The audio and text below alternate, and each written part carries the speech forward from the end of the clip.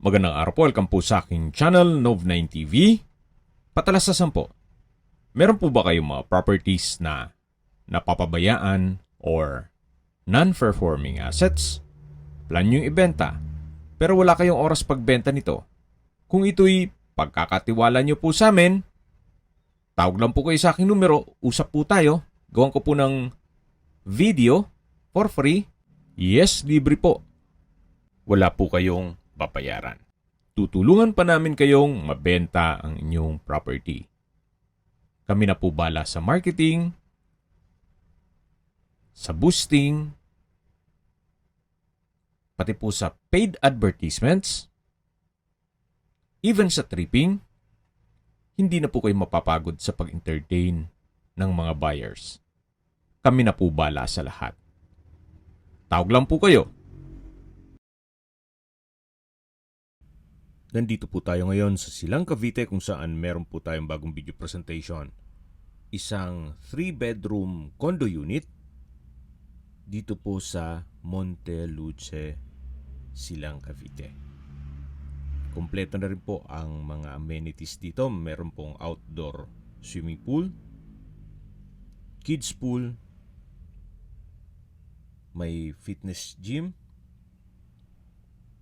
garden, sun terraces areas, at meron din pong sports and recreation gaya ng children's playground o mini park. Meron din pong projected o planned spa and wellness center, bicycle parking at biking trails, then commercial areas. Yan po for future plan pa yan. Then meron din pong on-site restaurant gaya ng Mario Mio. Free din po ang parking. At meron pong 24 hours front desk and full day security with CCTV.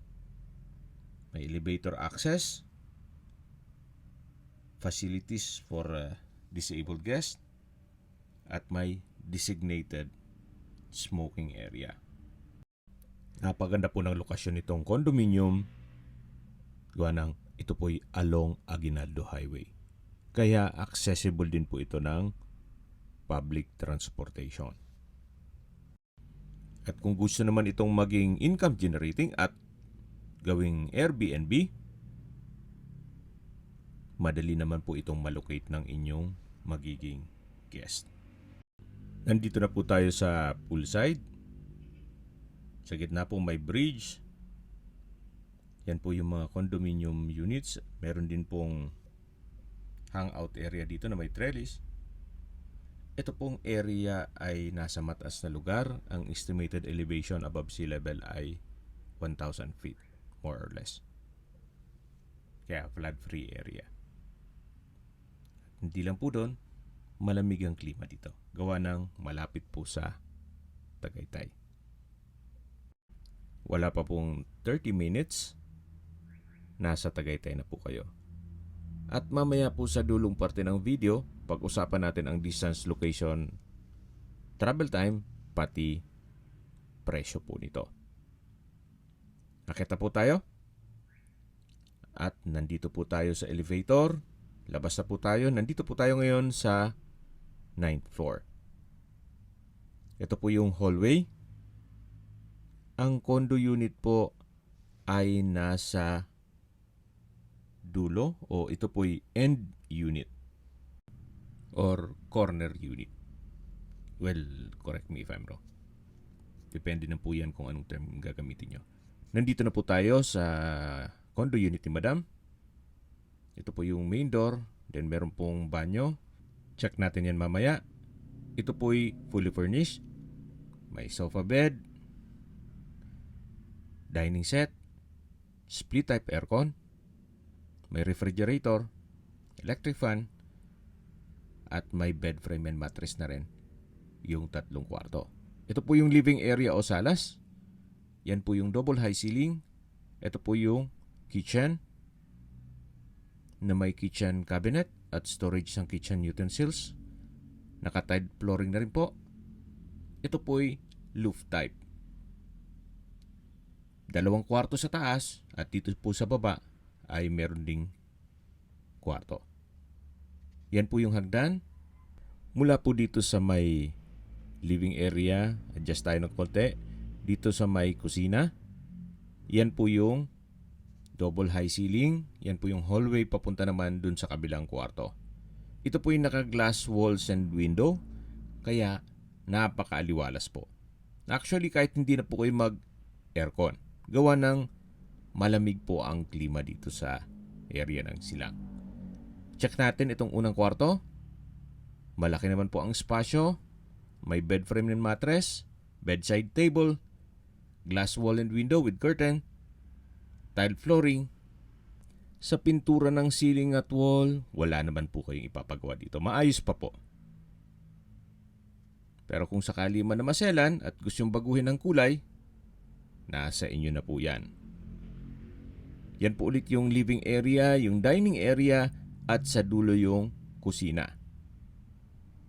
Yan po yung main door, at ito po yung tinutukoy kanina na common toilet and bath. May hand wash basin, vanity mirror, water closet with bidet, tile bathroom wall, at meron din pong shower curtain dito sa may shower area. May hot shower set, at yan po ang toilet and bath o common toilet and bath. Dito naman po ay may built-in cabinet.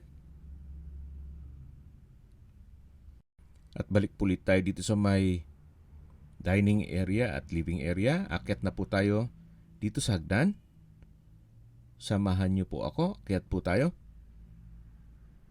Dito po sa staircase wall, maayos naman ang pintura. Nandito na po tayo sa second floor. Meron pong glass wall and window dito sa hallway. Nag-serves as natural sunlight hanggang dun po sa living area. Ito naman po yung second bedroom. Halos same size nung first bedroom. May glass wall and window at curtain. Meron din pong bed frame and mattress, bedside table, electric fan, at may sprinkler. Yan po ulit yung hagdan. Ito po yung open below. Mula dito, tanaw natin ang kusina at dining area. At dito naman po yung hallway papunta sa third bedroom o master bedroom. Malaki po ang espasyo. May bed frame and mattress, bedside table, may sprinkler na rin dito. At dito naman po yung toilet and bath. Opo, meron po siyang sariling banyo. May wardrobe from floor to ceiling. At dito naman po yung tinutukoy ko na banyo. May hand wash basin, vanity mirror, water closet with bidet. Sa dulo po yung shower. May shower curtain at from floor to ceiling po ang tile bathroom wall. Yan po yung toilet and bath dito sa third bedroom o master bedroom. Meron din po itong customized glass wall and window. Nag-serve sa as natural sunlight. Yan po ulit yung open below. At habang pinagmamasdan niyo po ito, pag-usapan natin ang distance, location at travel time. Mula po sa Aguinaldo Highway, walking distance lang po. Kaya kahit po mag-bus lang kayo mula Manila papunta dito, isang sakay lang po at konting lakad lang. Then mula naman po sa Tagaytay, ang distance is 12.1 kilometers at ang travel time is 27 minutes. Napakalapit lang po nito sa Tagaytay. Mula naman po sa bayan ng Silang, kung saan kompleto na din po doon, gaya ng public market, groceries, convenience store, remittance center, banks, schools, church, at iba pang business establishments, ang distance is 3.7 kilometers at ang travel time is 7 minutes. Mula naman po sa Silang Doctors Hospital, ang distance is 4.7 kilometers at ang travel time is 8 minutes. Yan po yung lagi kong binabanggit sa inyo na dapat nyo i-consider sa paghanap ng property ay yung meron pong malapit na hospital.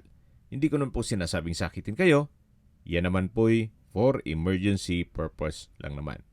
At mula naman po sa Calax, Ang distance is 8.1 kilometers at ang travel time is 20 minutes. Kung manggagaling naman po sa Manila o sa airport, ang distance is 47.1 kilometers at ang travel time is 18 minutes. Okay, sa presyo na po tayo.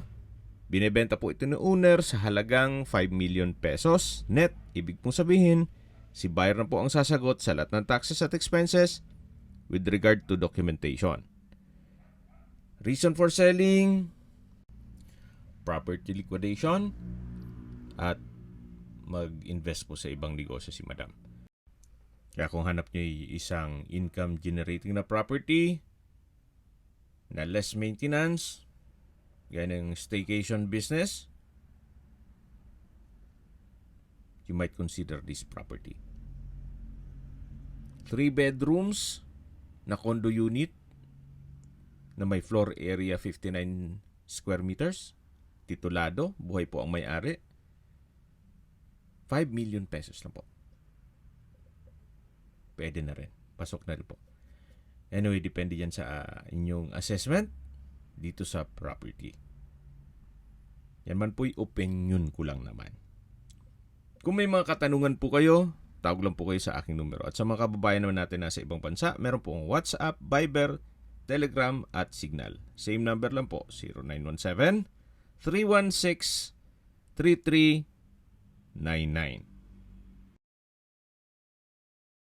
Sa mga nagtatanong naman po ng aming Facebook, meron po aming Facebook page na Nov9TV at Facebook Real Video. Meron din pong TikTok at Instagram. May ibang YouTube channel po kami, the Nov9TV channel, Nov9TV Listings, Nov9TV On The Spot, Nov9TV Updates, at Nov9TV House Rental. Sana po naibigyan nyo ang video presentation. Paki-like and subscribe na lang po sa aking channel para ma-update din po kayo sa aking future listings. Kung sakali po hanap nyo yung mas malaking sukat ng lupa, meron din po kami ibang listings na pwede nyong pagpilian. Huwag po kayong mag-atubiling tumawag sa amin. Then, let us know your budget para malaman namin kung anong property pwede naming ilong sa inyo. Sa lahat pong viewers, subscriber at nagtiwala po sa amin, salamat po sa suporta. Ingat po kayo lagi at yung pamilya. Maraming salamat po.